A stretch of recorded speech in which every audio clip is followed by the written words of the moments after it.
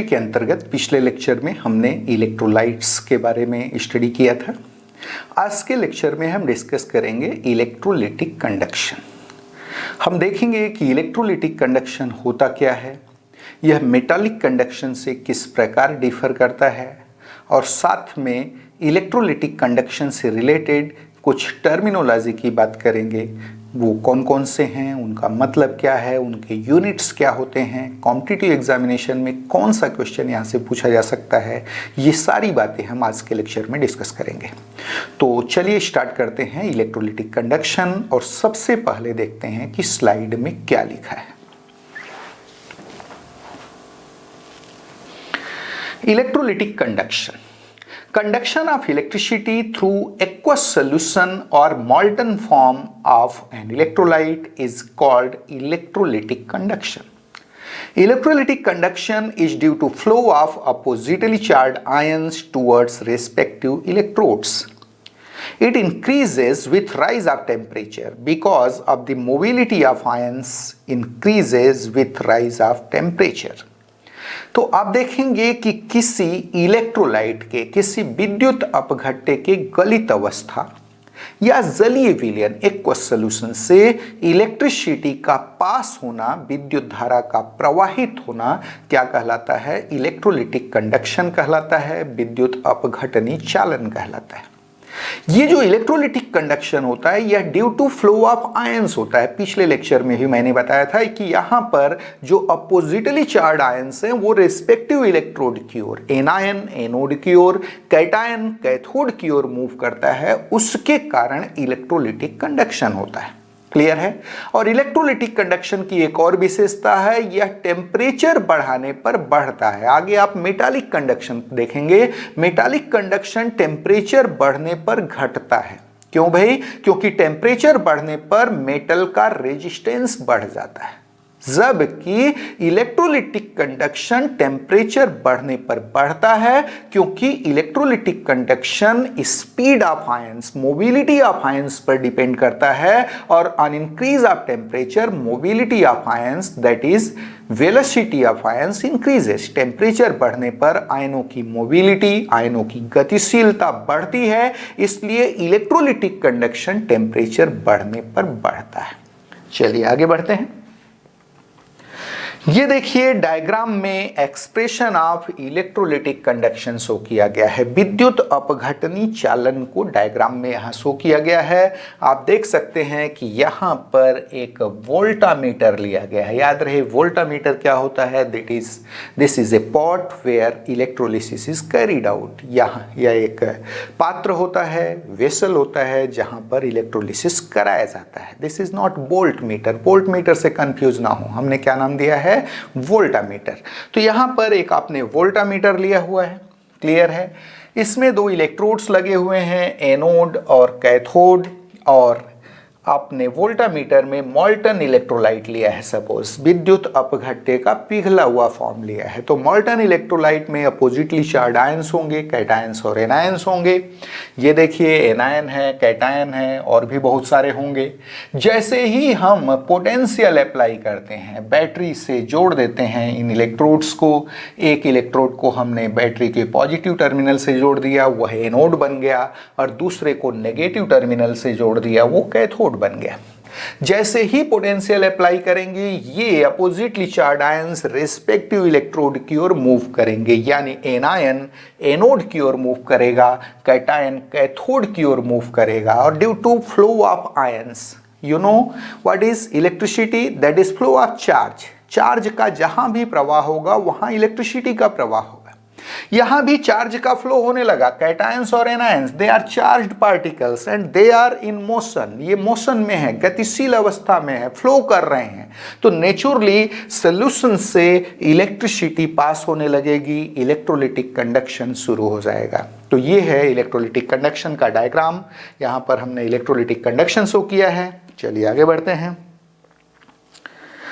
Now difference between metallic and electrolytic conduction बहुत ही खास है। मेटालिक कंडक्शन आप लोअर क्लास में पढ़ चुके हैं, इलेक्ट्रोलिटिक कंडक्शन शायद पहली बार आपके सामने आया है, तो देखते हैं इन दोनों में डिफरेंसेस क्या क्या है। मेटालिक कंडक्शन यानी किसी मेटल वायर से इलेक्ट्रिसिटी का फ्लो होना, इलेक्ट्रोलिटिक कंडक्शन मतलब इलेक्ट्रोलिटिक सोल्यूशन से, मॉल्टन फॉर्म और एक्वस सोल्यूशन से इलेक्ट्रिसिटी का फ्लो होना।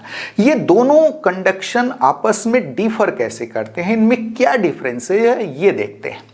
तो यहां पर हमने कॉलम बना करके लिया हुआ है दोनों में डिफरेंसेस।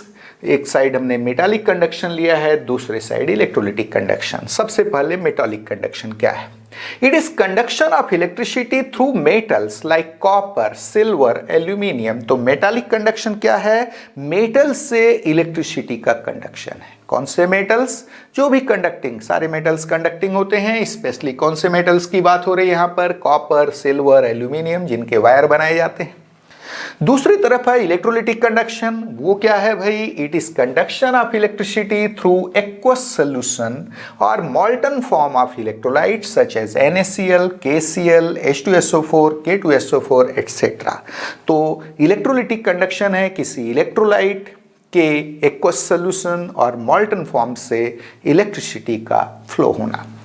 चलिए second difference, it occurs due to flow of electrons. तो मेटालिक कंडक्शन कैसे होता है? मेटालिक कंडक्शन में इलेक्ट्रॉन्स फ्लो करते हैं।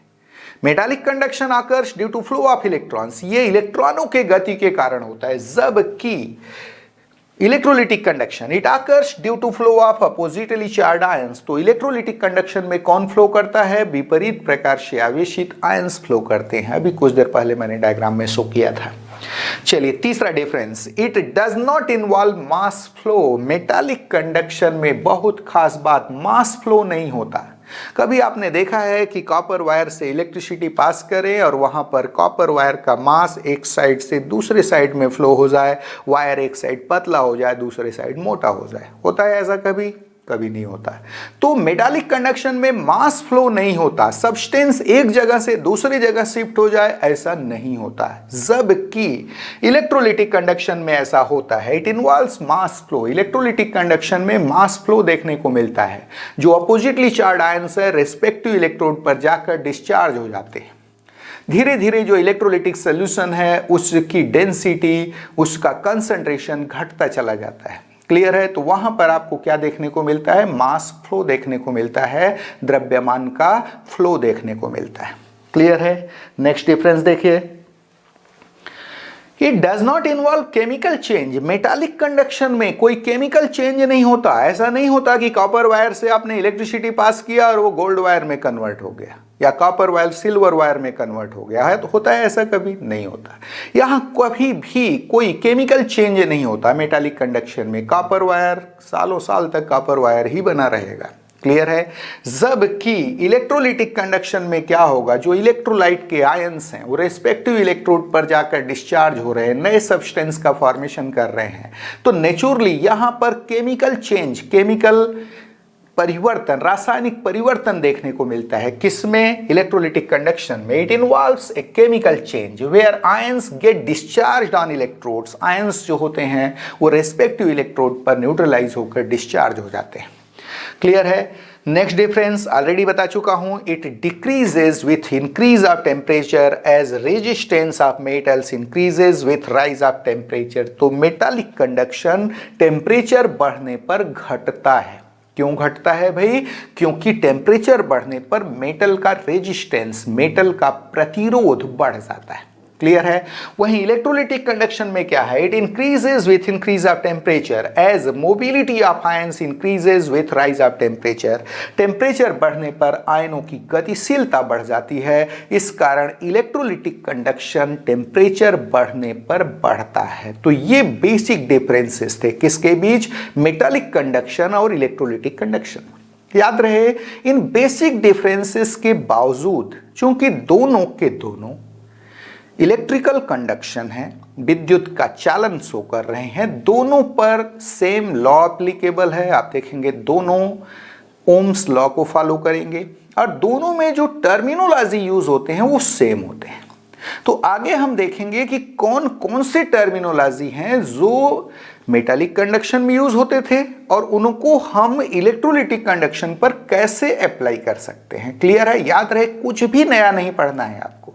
जो आप मेटालिक कंडक्शन में पढ़ते रहे वही आपके सामने आएगा, हल्का सा मॉडिफाइड फॉर्म में। सब आप पढ़े हुए हैं ये टर्मिनोलॉजी।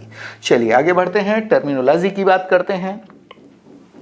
टर्मिनोलॉजी याद रहे, किसकी टर्मिनोलॉजी हम लेने जा रहे हैं? इलेक्ट्रोलिटिक कंडक्शन की। और ये सारे टर्मिनोलॉजी मेटालिक कंडक्शन के ही हैं। अंतर सिर्फ इतना है कि इलेक्ट्रोलिटिक कंडक्शन के रिस्पेक्ट में हल्का मॉडिफिकेशन आपको देखने को मिलेगा। देखिए क्या है। सबसे पहला हम ले रहे हैं ओम्स लॉ। ऑलरेडी बता चुका हूं कि मेटालिक कंडक्शन पर जो ओम्स लॉ लगता था, ओम्स लॉ जो एप्लीकेबल था, वह इलेक्ट्रोलिटिक कंडक्शन पर भी एप्लीकेबल है। देखिए क्या लिखा है Ohm's law. According to this law, the strength of current passing through an electrolytic conductor is directly proportional to the potential difference applied across the two ends of the conductor। ये था Ohm's law. आपने पढ़ा था किसी metallic conductor से पास होने वाली विद्युत धारा की प्रबलता कंडक्टर के सिरों पर लगाए गए विभवांतर के समानुपाती होता है। यही पढ़ा था आपने। वही चीज यहां भी लिखा हुआ है। क्या लिखा है? The strength of current passing through an electrolytic conductor, किसी विद्युत अपघटनी चालक से प्रवाहित होने वाली विद्युत धारा की प्रबलता is directly proportional to the potential difference applied across the two ends of the conductor. विद्युत धारा की प्रबलता कंडक्टर यानी चालक के दोनों सिरों के बीच आरोपित विभवांतर यानी पोटेंशियल डिफरेंस के डायरेक्टली प्रोपोर्शनल होती है, समानुपाती होती है।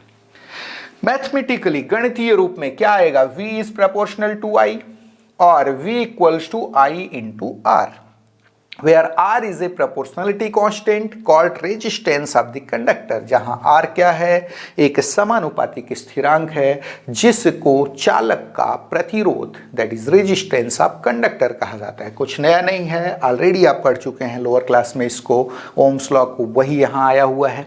चलिए आगे बढ़ते हैं। Now second terminology resistance. Metallic resistance जो होता है उसी चीज को यहां डिस्कस कर रहे हैं हम। What is resistance?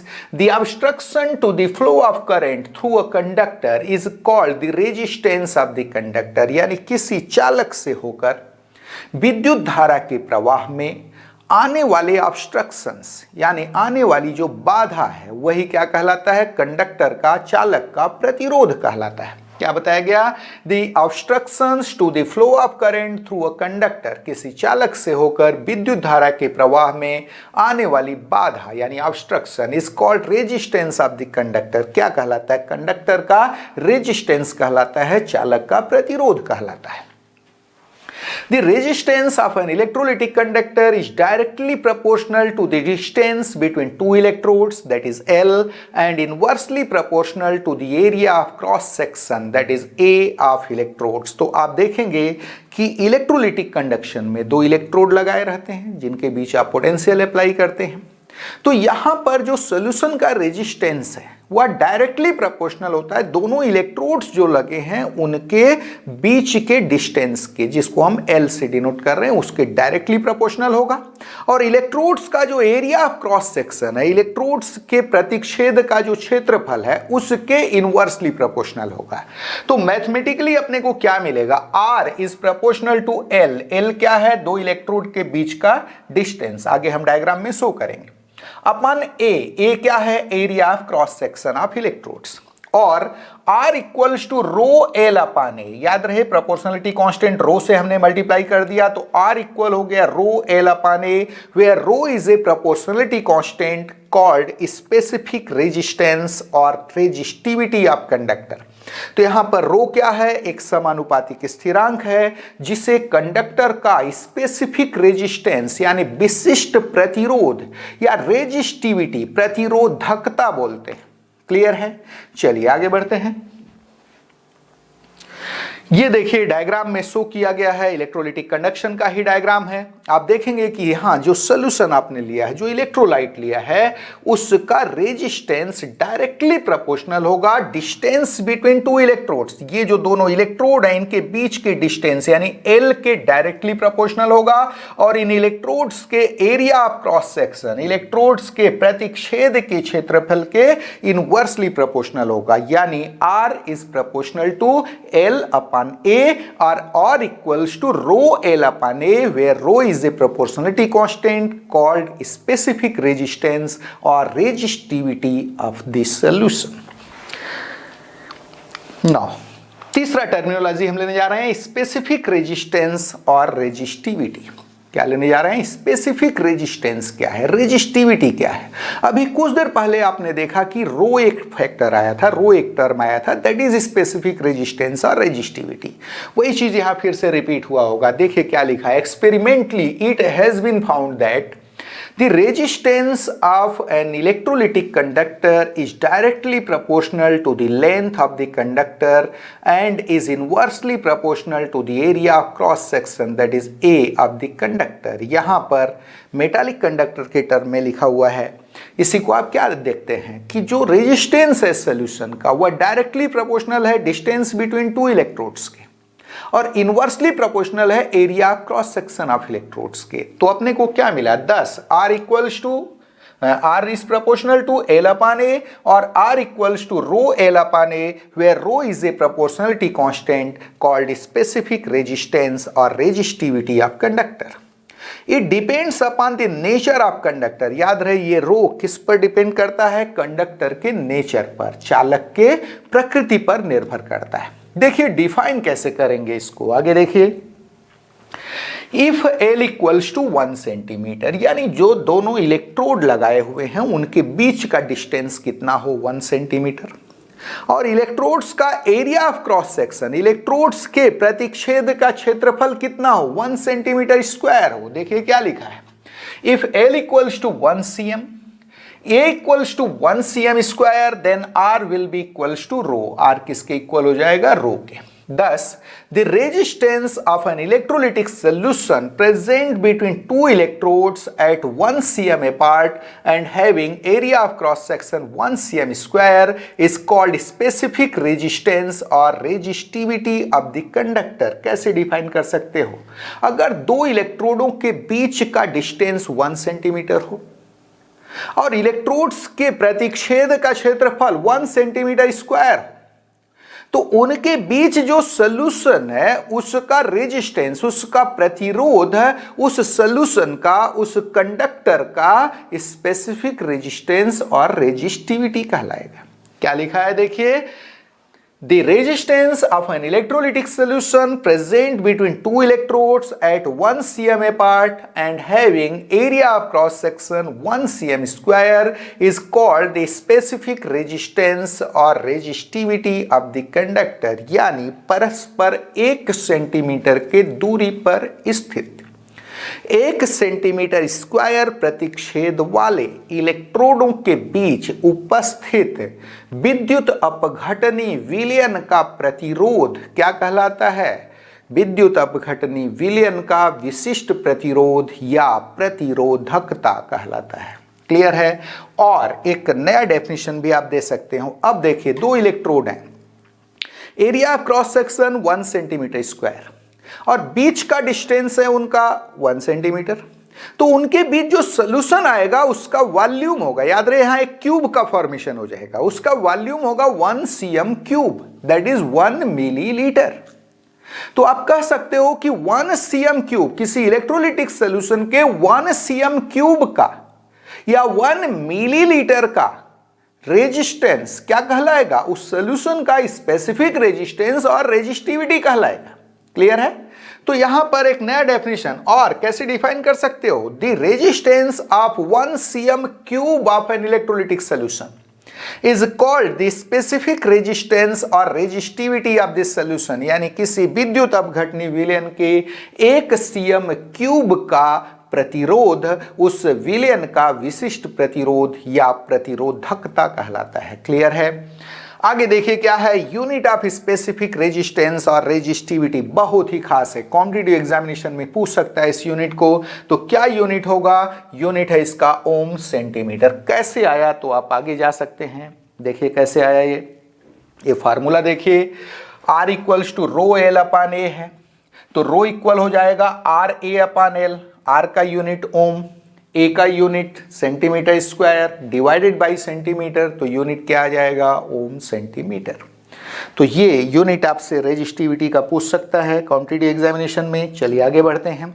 यहाँ डायग्राम में एक्सप्रेशन ऑफ स्पेसिफिक रेजिस्टेंस, उसी रेजिस्टिविटी को शो किया गया है डायग्राम में। देखिए क्या है, सपोज जो इलेक्ट्रोड आपने लिया है उनका जो फ्रंट है आपस में, उसका एरिया ऑफ क्रॉस सेक्शन है A और इनके बीच का डिस्टेंस कितना है L। क्लियर है। अब यहां पर L का वैल्यू हमने क्या ले लिया है, 1 centimetre, area of cross section कितना ले लिया है, 1 सेंटीमीटर स्क्वायर। तो इन दोनों इलेक्ट्रोडों के बीच जो सोल्यूशन आएगा वह 1 सेंटीमीटर क्यूब आएगा। तो उस 1 सेंटीमीटर क्यूब का जो रेजिस्टेंस होगा वही सोल्यूशन का स्पेसिफिक रेजिस्टेंस और रेजिस्टिविटी कहलाएगा। क्लियर है। चलिए आगे बढ़ते हैं।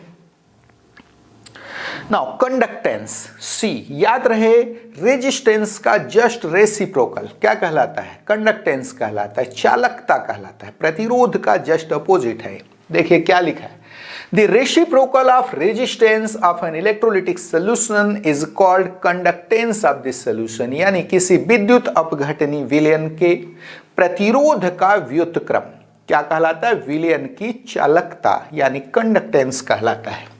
मैथमेटिकली कंडक्टेंस C से डिनोट करते हैं, चालकता C इक्वल हो जाएगा 1/R यानी रेजिस्टेंस का reciprocal. It is the measure of ease to which current can flow through the conductor, its unit is ohm inverse और मो और सीमेन। तो आप देखेंगे कि जैसे प्रतिरोध क्या था, किसी चालक से इलेक्ट्रिसिटी पास होने पर बाधा कितनी उत्पन्न हो रही है, ऑब्स्ट्रक्शन कितना आ रहा है, वो था रेजिस्टेंस। और कंडक्टेंस क्या है, किसी कंडक्टर से इलेक्ट्रिसिटी कितनी इजीली पास हो सकती है, दैट इज कंडक्टेंस। तो conductance is the measure of the ease to which current can flow through the conductor, किसी कंडक्टर से करंट कितने आसानी से फ्लो कर सकती है उसका मापक है कौन, कंडक्टेंस। और इसकी यूनिट क्या है, तो 1/R की यूनिट दैट इज 1/ओम, तो ओम इनवर्स, उसी को मो लिखते हैं और सीमेन लिखते हैं। ये इसकी यूनिट है किसके, कंडक्टेंस की। चलिए आगे बढ़ते हैं। स्पेसिफिक कंडक्टेंस और कंडक्टिविटी दैट इज कप्पा, के से डिनोट करते हैं, बहुत ही खास है, सबसे इंपॉर्टेंट टर्मिनोलॉजी आपके सामने आया। क्लियर है। क्या है स्पेसिफिक कंडक्टेंस और कंडक्टिविटी, कप्पा से डिनोट करते हैं। The reciprocal of specific resistance or resistivity of an electrolytic solution is called specific conductance or conductivity of this solution। जैसे आपने देखा था कि रेजिस्टेंस का रेसिप्रोकल क्या कहलाता था, कंडक्टेंस, वैसे स्पेसिफिक रेजिस्टेंस यानी रो का रेसिप्रोकल क्या कहलाएगा, स्पेसिफिक कंडक्टेंस और कंडक्टिविटी कहलाएगा। क्या बताया गया, किसी विद्युत अपघटनी विलयन के विशिष्ट प्रतिरोध का व्युत्क्रम क्या कहलाता है, विलयन का विशिष्ट चालकता, स्पेसिफिक रेजिस्टेंस स्पेसिफिक कंडक्टेंस विशिष्ट चालकता कहलाता है, या कंडक्टिविटी कहलाता है, स्पेशली चालकता बोल देते हैं उसको। तो क्या देखा आपने, the reciprocal of specific resistance और resistivity of an electrolytic solution is called specific conductance और कंडक्टिविटी ऑफ सोल्यूशन। मैथमेटिकली के that is specific conductance, conductivity के इक्वल हो जाएगा 1/रो के। Since rho equals to R A upon L, अभी पीछे आपने पढ़ा था रो इक्वल्स टू क्या होता है, R A upon L, therefore K equal हो जाएगा L/R, इसका रेसिप्रोकल ले लिए, और k will be equals to 1/R into L/A, इसको सेपरेट कर दिया हमने 1/R इंटू L/A। याद रहे 1/R क्या है, दैट इज कंडक्टेंस C, और k equals to C into L/A। अब आगे हम k को डिफाइन कैसे करेंगे, तो जब हम L का वैल्यू 1 सेंटीमीटर ले लें ए का वैल्यू 1 सेंटीमीटर स्क्वायर ले लें तो के इक्वल्स टू सी हो जाएगा और यहां से डिफाइन हो जाएगा ये। आगे देखिए, if L equals to 1 centimetre and A equals to 1 centimetre square then K equals to C. ध्यान दीजिए, के इक्वल्स टू क्या आपने लिया, 1 upon rho, that is reciprocal of specific resistance 1 upon rho. Since rho equals to R A upon L, therefore K equals to क्या मिल जाएगा, L upon R A, और k equals to 1 upon R, इसी को हमने separate कर दिया 1 upon are into L upon ए। इस 1 अपान आर की जगह हम c लिख सकते हैं और k equals to c into L upon A. If l equals to 1 centimetre, l का वैल्यू 1 सेंटीमीटर यानी दो इलेक्ट्रोड्स के बीच का डिस्टेंस हम 1 सेंटीमीटर लें और इलेक्ट्रोड्स का area of cross section 1 centimetre square लें, that is a equals to 1 centimetre square, then k will be equals to c। Now we can define k। अब हम k को स्पेसिफिक कंडक्टेंस या conductivity को define कैसे कर सकते हैं, कैसे करेंगे, तो दो इलेक्ट्रोडों के बीच अगर डिस्टेंस 1 सेंटीमीटर हो, इलेक्ट्रोड्स का area of cross section 1 centimetre square हो, तो उनके बीच जो सॉल्यूशन है उसका कंडक्टेंस क्या कहलाएगा, स्पेसिफिक कंडक्टेंस और कंडक्टिविटी ऑफ सॉल्यूशन कहलाएगा। देखिए कैसे डिफाइन किया गया है।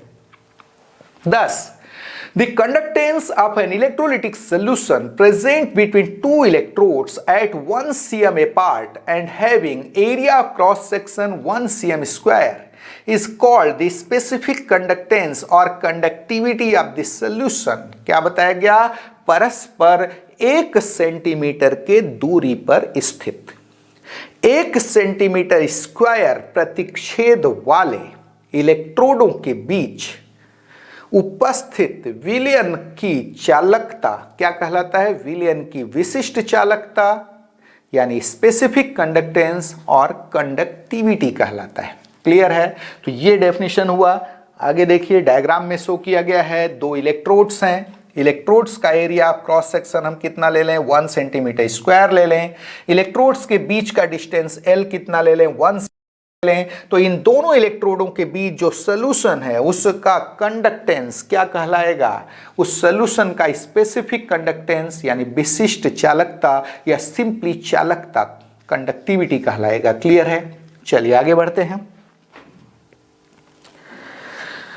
स्पेसिफिक कंडक्टेंस और conductivity of an electrolytic solution is also defined as under. एक नया डेफिनेशन भी, जैसे आपने स्पेसिफिक रेजिस्टेंस के लिए नया डेफिनेशन लिया था वैसे इसको भी डिफाइन कर सकते हो। दो इलेक्ट्रोड जिनका area of cross section 1 centimetre square है और परस्पर 1 सेंटीमीटर के डिस्टेंस पर है, क्लियर है, तो उनके बीच सोल्यूशन कितना आएगा, 1 सेंटीमीटर क्यूब आएगा, 1 मिलीलीटर सोल्यूशन आएगा। उस सोल्यूशन का कंडक्टेंस या उस 1 मिलीलीटर में जितने भी आयंस हैं उनका कंडक्टेंस क्या कहलाएगा, सॉल्यूशन का स्पेसिफिक कंडक्टेंस और कंडक्टिविटी कहलाएगा। वही डेफिनेशन देखिए क्या लिखा है, the conductance of all the ions present in 1 cm cube that is 1 millilitre of an electrolytic solution is called the specific conductance और conductivity of the solution। यानी किसी विद्युत अपघटनी चालक के 1 सेंटीमीटर क्यूब में यानी 1 मिलीलीटर में उपस्थित कुल आयनों का चालकता, कुल आयनों की चालकता विलयन की विशिष्ट चालकता यानी स्पेसिफिक कंडक्टेंस या कंडक्टिविटी कहलाता है। यह भी एक डेफिनेशन है किसका, स्पेसिफिक कंडक्टेंस और कंडक्टिविटी का। ये देखिए यहां पर इलेक्ट्रोलाइटिक कंडक्टेंस ही शो किया गया है। इलेक्ट्रोलाइट लिया गया है, इलेक्ट्रोलाइट में बहुत सारे आयंस हैं। अगर हम यहां पर 1 सेंटीमीटर क्यूब ले लें, 1 सेंटीमीटर क्यूब वॉल्यूम ले लें, तो उस 1 सेंटीमीटर क्यूब वॉल्यूम में कुल जितने भी आयंस होंगे उन सब का कंडक्टेंस क्या कहलाएगा, सॉल्यूशन का स्पेसिफिक कंडक्टेंस और कंडक्टिविटी कहलाएगा।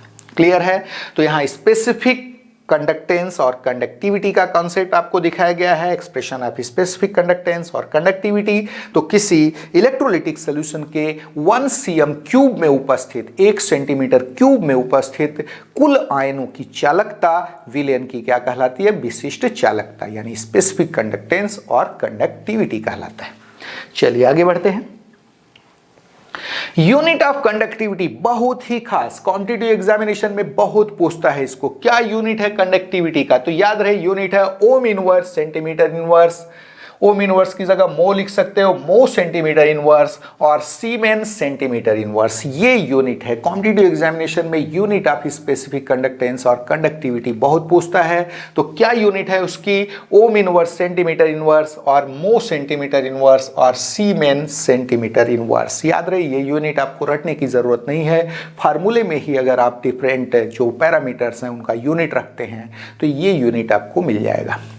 तो आज के लेक्चर में आपने देखा कि इलेक्ट्रोलिटिक कंडक्शन क्या होता है, साथ में यह मेटालिक कंडक्शन से कैसे डिफर करता है, और कौन कौन से टर्मिनोलॉजी हैं जो इलेक्ट्रोलिटिक कंडक्शन में यूज होते हैं। इसके बाद नेक्स्ट लेक्चर में हम मोलर कंडक्टेंस की बात करेंगे। मोलर कंडक्टेंस बहुत ही खास, क्या होता है मोलर कंडक्टेंस, उसको एक्सपेरिमेंटली कैसे डिटरमिन करते हैं, साथ में सेल कांस्टेंट क्या होता है, इलेक्ट्रोलिटिक जो कंडक्टिविटी सेल होता है उसका सेल कांस्टेंट क्या होता है, और उसका एक्सपेरिमेंटल डिटर्मिनेशन कैसे करते हैं, साथ में स्पेसिफिक कंडक्टेंस जो अभी आपने कंडक्टिविटी पढ़ा उसका एक्सपेरिमेंटल डिटर्मिनेशन कैसे होता है, ये सारी चीज़ें हम नेक्स्ट लेक्चर में डिस्कस करेंगे। तो आज के लेक्चर में बस इतना ही। Thank you.